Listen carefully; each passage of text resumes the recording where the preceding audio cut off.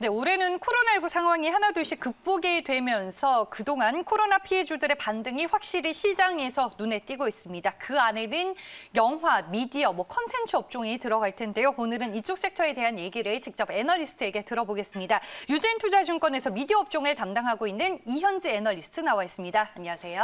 네, 안녕하세요. 네, 최근에 한국에서도 이제 백신 접종이 또 시작이 됐고 국내 증시에서 유통, 소비, 경기 민감주들이 빠르게 반응을 하고 있습니다. 대표적으로 컨텐츠 업종 하면은 영화도 들어가는데 영화 미디어 업종의 동향이 좀 어떨까요? 결론적으로 말씀드리면 미디어는 굉장히 좋은 상황이고요. 영화 같은 경우는 최근 기대작들이 개봉하면서 단기적인 반등이 나타나고 있는 상황입니다. 그래서 미디어, 특히 이제 OTT와 관련된 드라마 제작 쪽은 작년 말부터 이어진 상승 랠리가 올해 연간으로 계속 이어질 것으로 보이는데요. 이제 올해 하반기에 디즈니 플러스와 애플 TV 플러스가 한국 시장에 진출할 예정이고, 그리고 아이치도 이제 적극적으로 한국 시장에 좀 발을 뻗고 있는 상황이기 때문에요. 당연히 이렇게 돈이 많은 플랫폼들이 넷플릭스가 독주하던 한국 시장에 진출하게 되면 그 수혜가 당연히 제작사들에게 오롯이 돌아갈 수밖에 없게 되겠고요. 그래서 제작사들에 대해서는 올해도 내년에도 우호적인 환경이 지속될 것으로 보고 있습니다. 그리고 영화의 경우는 픽사에서 만든 소울이라는 영화가 지금 개봉한 지 한 달 반 정도 됐는데 누적 관객 수가 지금 거의 195만 명을 기록하고 있습니다. 네, 그리고 이제 강도 높은 사회적 거리두기 상황에서도 어느 정도 좀 볼만한 콘텐츠가 있다 싶으면 관객 수가 빠르게 올라온다는 점을 확인할 수 있는 부분인데요. 그리고 최근에 이제 소울에 이어서 지난주 수요일에 미나리 77관왕한 작품이죠.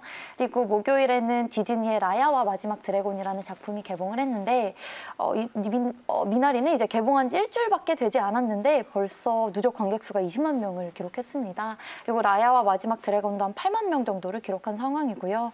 그래서 기대작들이 이렇게 빠르게 개봉을 하면서 주말 평균 관객 수가 한 50만 명 정도로 많이 올라왔지만 연초 10만 명 대비로 빠르게 회복하고는 있지만 사실 2019년에 동기간 주말 평균 관객 수가 200만 명 정도 내외였거든요. 그래서 아직까지는 조금 갈 길이 먼 상황이기는 하지만 그래도 이렇게 기대작들이 개봉을 하고 백신 접종이 순차적으로 이루어지면서 나타나고 있는 단기 반등은 2분기부터 업종 반등으로 나타날 수 있을 것으로 보고 있습니다. 네, 코로나 이전까지 완벽한 회복을 기대하기에는 조금 더 시간이 필요해 보인다라고 말씀하셨지만 그래도 많은 분들이 영화에 대해서도 상당히 목말라하고 있는 게 확인이 되고 있는 것 같고요. 영화 업종에서 우리가 대표적으로 이제 떠올리는 종목이 CJV잖아요. 최근에 그래도 주가 반등이 좀 있는 것 같은데 올해 관람객 회복과 더불어 CJV는 실적 개선을 어느 정도 좀 이뤄낼 수 있을까요? 네, 여전히 1분기는 조금 부진한 실적이 전망이 됩니다. 물론 개봉작들이 지연된 영향도 있긴 한데 사실 터키 같은 경우는 작년 2분기 이후부터는 영업을 아예 하지 못했던 상황이고요. 그래서 이제 올해 3월 1일부터 영업이 재개가 됐습니다. 그리고 인도네시아의 경우는 작년 4분기부터 영업이 재개가 되기 시작했고요. 그리고 ASP가 높은 4DX도 이제 전용 콘텐츠가 아직은 조금 부족한 상황이기 때문에 1분기에 좀 큰 폭의 반등을 기대하기는 조금 이른 시점이다라는 판단이고요. 그래도 코로나19의 영향으로부터 거의 벗어났다고 보여지는 중국의 경우는 지금 2019년 관람 수요의 90%까지 회복을 했고요. 베트남 같은 경우도 다른 국가들을 비해서는 좀 빠르게 회복이 올라오고 있는 상황입니다. 그래서 전체적으로 봤을 때는 2019년에 한 70% 정도까지 외형이 확대될 것으로 보이고요. 그리고 아직 좀 불확실성이 남아있는 터키를 제외하고 이제 대부분의 국가에서는 좀 영업 흑자를 기록하면서 연결 영업이익으로는 흑자 전환할 것으로 보입니다. 그래서 아무래도 업황 전체의 완전한 반등은 2022년으로 보고 있습니다. 주가 측면에서는 좀 어때요? 그러면 점진적으로 실적이 개선될 수 있으면 주가도 좀 상승 여력이 더 남아 있을까요? 그렇죠. 아무래도 좀 업종이 피해를 많이 입었었기 때문에 반등이 조금만 되더라도 그만큼 더 빠르게 오를 수 있는 여력이 남아있는 상황이거든요. 근데 이제 관건은 아무래도 기대작들이 좀 많이 개봉을 하고 그리고 관객 수도 좀 많이 올라와야 영화관도 돈을 벌 텐데 아직까지는 그렇게까지 좀 관객들이 오지 않는 상황이기 때문에 단기적으로는 살짝 조금 부진하지만 그래도 2분기 이후부터는 더 좋아질 것으로 보고 있습니다. 네, 알겠습니다. 영화 업종 내에서 CJV 종목 얘기를 먼저 들어봤고요. 주셨고요. 다음 이제 리포트를 내신 종목이 제이 콘텐츠입니다. 최근에 뭐 이 종목도 주가 흐름이 상당히 좋았고 올해 이제 영화 부문과 방송 부문 각각 어떤 포인트로 볼 수 있을까요? 네. 영화는 포인트가 똑같습니다. 네. 결국 기대작들이 개봉하는 거에 딸려 있거든요. 네. 그래서 여기가 메가박스죠. 네, 네네. 맞습니다. 네. 그래서 어쩔 수 없이 우리가 이미 작년에 투자를 진행해서 오픈하게 되는 사이트, 영화관을 제외하고는 올해 전혀 신규 투자를 하지 않고 있고요. 전사 차원에서 비용 절감 노력이 이어지고 있는데 비용을 이렇게 최대한으로 통제하고 있는 상황에서 작년 11월 티켓 가격 인상이 있었죠. 네. 이렇게 되면 기대작이 개봉했을 때 조금 더 레버리지 효과가 크게 나타날 수 있을 것으로 예상하고 있고요. 특히 뭐 블랙 위도우나 뭐 분노의 질주 등의 이런 헐리우드 대작들이 대부분 2분기에 개봉을 앞두고 있거든요. 그래서 그리고 이제 제작비 회수를 하기 위해서라도 이미 개봉 지연이 됐던 작품들이 더 이상 개봉을 연기할 수는 없는 상황이기 때문에 이런 작품들이 순차적으로 개봉이 되면은 영화 업종이 빠르게 올라올 수 있을 것으로 보이고요. 그래서 영화에서는 이런 대작들의 개봉 스케줄을 좀 체크해 보시면 좋을 것 같고요. 네. 방송은 정말 좋습니다. 그래서 작년 4분기에 허쉬라는 드라마 이외에 이제 올해 1분기 선배 그 립스틱 바르지 마요라는 드라마가 아이치에 판매가 됐습니다. 네. 그래서 넷플릭스 이외의 사업자로 이제 판매처를 확대하고 있는 상황인데요. 이렇게 최근 흥행 가도를 달리고 있는 또 시지프스라는 작품이 있는데요.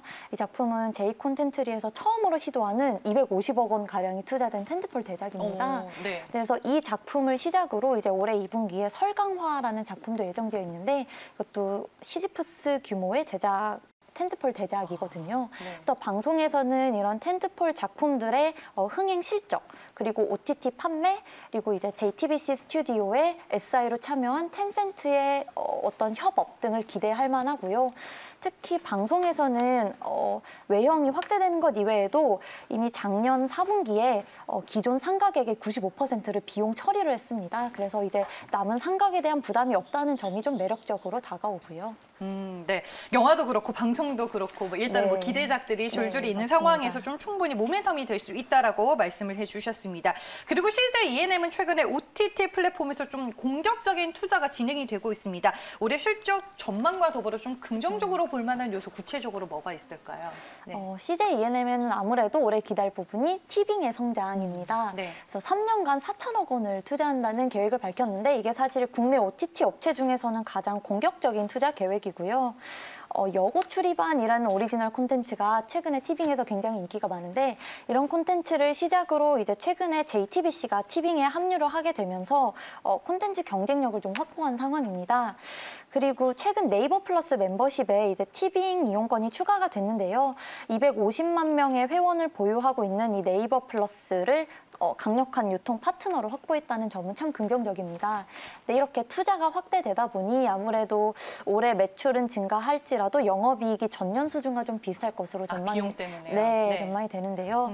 이렇게 좀 단기 비용 증가에 따라서 우려가 상존하고 있는 시점에서 과거의 주가를 움직이는 변수는 이제 미디어 쪽에서의 턴어라운드였다면 이제는 아무래도 티빙 유료 가입자 수의 증가 속도가 변수가 될 것으로 예상하고 있습니다. 네, 알겠습니다. CJ ENM의 리포트 내용도 저희가 얘기를 좀 들어봤습니다. 전체적으로 뭐 업종 얘기와 더불어 2월에 쓰신 리포트 종목 위주로 좀 들어봤는데 그 외에도 뭐 테크나 미디어, 텔레콤과 관련해서 좀 좋은 관점으로 보고 있는 종목들을 추가적으로 더 소개해 주시면 좋을 것 같아요. 네, 여전히 드라마 제작사들에 대해서는 긍정적 시각을 유지하고 있습니다. 네. 그래서 대표적으로 좋게 보고 있는 종목은 뉴와 위지윅 스튜디오가 있는데요. 뉴 같은 경우는 강풀 작가가 원작인 무빙이라는 웹툰이 있는데 이게 이제 드라마로 되면서 제작비가 한 500억 원이 들어가는 작품이 될 예정입니다. 그런데 뉴의 경우는 이런 강풀 작가의 웹툰을 영상화할 수 있는 판권 7개를 보유하고 있거든요. 그렇다는 얘기는 결국 무빙과 같은 작품을 앞으로 최소 7개는 매년 할 수 있다라는 의미가 되고요.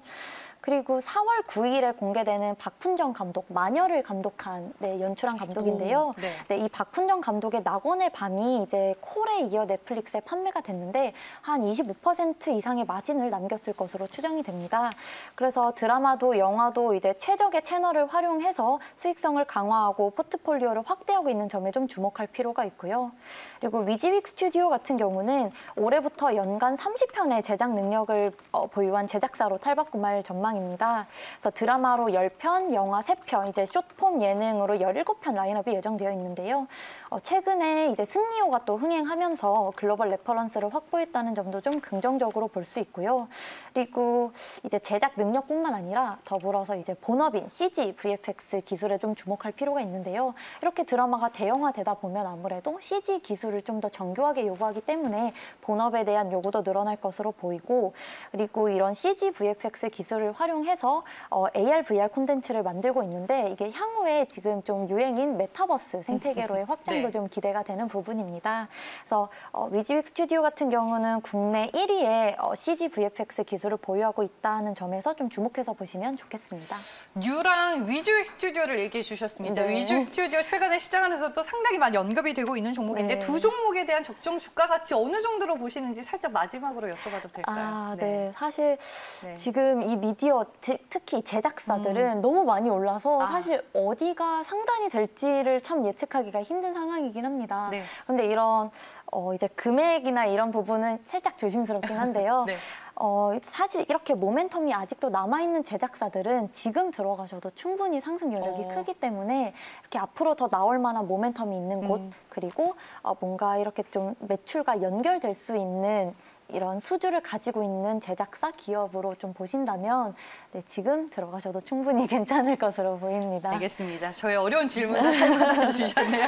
네. 알겠습니다. 저희가 오늘은 미디어 콘텐츠 업종에 대해서 좀 공부를 해봤고요. 유진투자증권 미디어 업종의 이현주 애널리스트와 함께했습니다. 고맙습니다. 감사합니다.